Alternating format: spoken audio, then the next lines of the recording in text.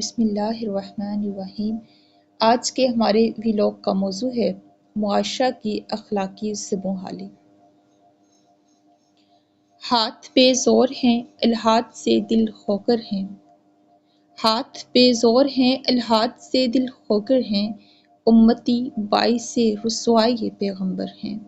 حسن اخلاق آپس میں محبت و مودت کا ذریعہ ہیں اور بدخلقی سبب نفرت و انتشار۔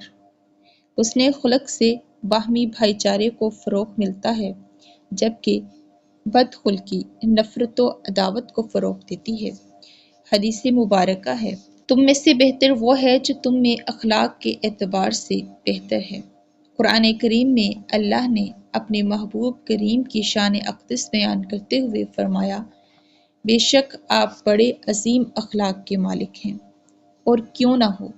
آپ صلی اللہ علیہ وسلم مکارم اخلاق کے اعلیٰ معارج کی تعلیم و تربیت کے لیے مبعوث فرمائے گئے، جیسا کہ خود آپ مالک خلق عظیم فرماتے ہیں، میں اعلیٰ اخلاقی شرافتوں کی تکمیل کے لیے بھیجا گیا ہوں، یعنی میں اخلاقی شرافتوں کی تمام قدروں کو عملی صورت میں اپنا کر اپنے اوپر نافذ کر کے تمہارے سامنے رکھنے اور ان کو اسوہ حسنہ بنا کر پیش کرنے کے لیے مبعوث کیا گیا ہوں۔ ہمارے آقا و مولا صلی اللہ علیہ وسلم کی پوری زندگی پیکر اخلاق تھی، کیونکہ آپ نے پرانی اخلاقی تعلیمات سے اپنے آپ کو مزین کر لیا تھا۔ آپ کا اخلاق قرآن کے احکام و ارشادات کا آئینہ تھا۔ قرآن کا کوئی خلق ایسا نہیں جس کو آپ نے اپنی عملی زندگی میں نہ سمو لیا ہو۔ اسی لیے قرآن کریم میں اللہ عز و جل نے ہمیں نصیحت کرتے ہوئے ارشاد فرمایا، بے شک تمہارے لیے اخلاق کے اعلیٰ معارج کی تکمیل کے لیے رسول اللہ کی پیروی میں بہترین نمونہ ہے۔ یعنی رسول اللہ کی کامل اتباع اور ان کی سنتوں پر عمل پیرا ہونے میں ہمارے لیے دنیا اور آخرت میں سرخروئی و نجات کا باعث ہے۔ مگر آج ہمارا کیا حال ہے؟ آج ملت اسلامیہ کی اخلاقی پستی و زبوں-حالی کا جائزہ لیا جائے تو معلوم ہوتا ہے کہ ہم میں اتباع رسول اور تعلیم و تربیت، ضابطہ و اخلاق سب کا فقدان ہے۔ معاشرہ اسلامی اخلاقی تعلیمات سے ناآشنا اور جو تعلیم کے زیور سے آراستہ ہیں، ان میں تربیت و تادیب کے آثار ہی نہیں پائے جاتے، جس کی وجہ سے ہماری اخلاقی قدریں زوال پذیر ہو گئی ہیں۔ انسان کو جانوروں سے ممتاز کرنے والی اصل چیز اخلاقی رویہ ہے۔ انسان کی عقلی قوت جب تک اس کے اخلاقی رویے کے ماتحت ہوتی ہے، تمام معاملات ٹھیک رہتے ہیں، اور جب اس کے سفلی جذبے اس پر غلبہ پالیں تو نہ صرف اخلاقی وجود سے ملنے والی روحانی توانائی سے اسے محروم کر دیتے ہیں، بلکہ اس کی عقلی استعداد کو بھی آخر کار کند کر دیتے ہیں، جس کے نتیجے میں معاشرہ زوال پذیر ہو جاتا ہے۔ یہ سب اخلاقی بے حسی کا نتیجہ ہے۔ انسان کی اخلاقی حس اسے اپنے حقوق اور فرائض سے آگاہ کرتی ہے۔ اجتماعی زندگی کا اصل حسن احسان، ایثار، حسن معاملات اور قربانی سے جنم لیتا ہے۔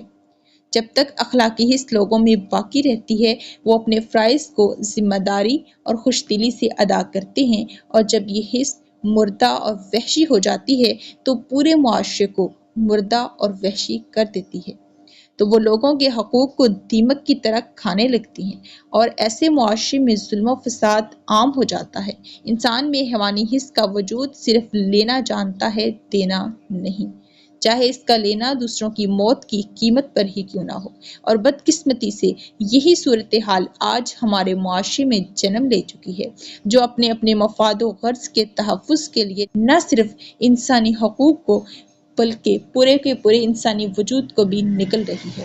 ہمارے معاشرے میں اب جنگل کا قانون رائج ہے، جس میں بہر صورت طاقتور ہی جیتتا ہے، اور کمزور کا مقدر شکست خوردگی کے سوا کچھ نہیں۔ طاقتور لوگ اپنی طاقت کے بل بوتے پر کمزوروں پر ہر طرح کا ظلم اٹھاتے ہیں۔ طاقت خواہ مال کی ہو، اختیار کی ہو، علم کی ہو، صلاحیت کی ہو یا کسی اور قسم کی، وہ ہمیں بلا جھجک ہر اخلاقی قدر کو پامال کرنے پر آمادہ کرتی ہے۔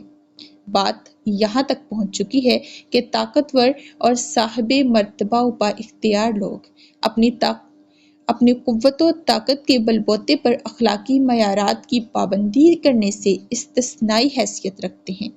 یہ صورتحال صرف امراء و مقتدر طبقات تک محدود نہیں رہی، بلکہ اب خاص و عام اور سب اس معاملے میں یکساں ہیں۔ جس ملک اور معاشرے کے سیاستدان صاحب اختیار و مقتدر طبقہ اخلاق باختہ ہوں، علماء دین اخلاقی قدروں سے بے پرواہ ہوں، حکمران اخلاقی دیوالیہ پن کا شکار ہوں، اس معاشرے کی تباہی یقینی ہو جاتی ہے۔ یہ وہ بنیادی اسباب ہیں جو ہمارے اخلاقی انحطاط کے پیچھے کار فرما ہیں۔ جب تک ہم ان وجوہات کو دور نہیں کریں گے، اس وقت تک اخلاقی انحطاط کا یہ کینسر ہمیں اندر ہی اندر کھاتا رہے گا اور ایک روز ہمیں کسی بڑی تباہی سے دوچار کر دے گا۔